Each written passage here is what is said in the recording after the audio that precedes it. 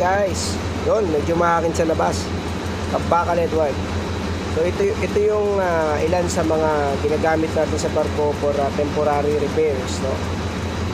Yan yung plastic steel putty. Pinagmimix mo yung dalawang klase ng mixture. May type A tsaka type B, which is yung resin tsaka hardener. So ito naman yung tinatawag na Persona. Same sila, plastic steel putty rin to. Pagka na-mix mo siya, nagiging bakal yan. Kasing tigas ng bakal. Pagka may mga butas-butas, maganda yan.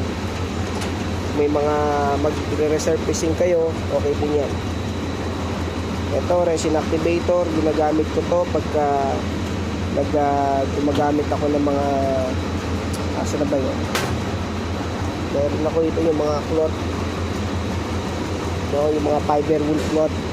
And then pag na-apply ko na yun, nilalagay ko to layer by layer.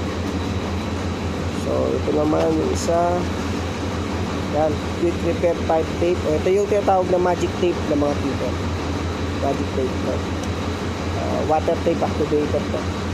Maganda to pagka may mga pipes na may mga butas at kailangan emergency lang to stop the leak. Ito, okay to.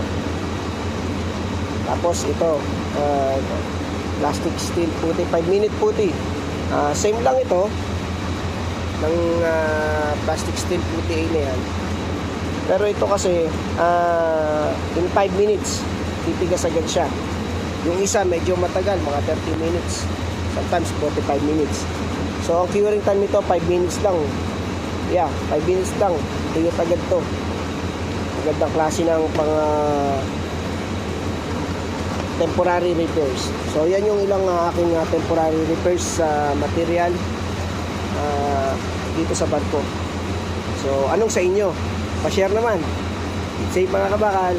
Bakal yan.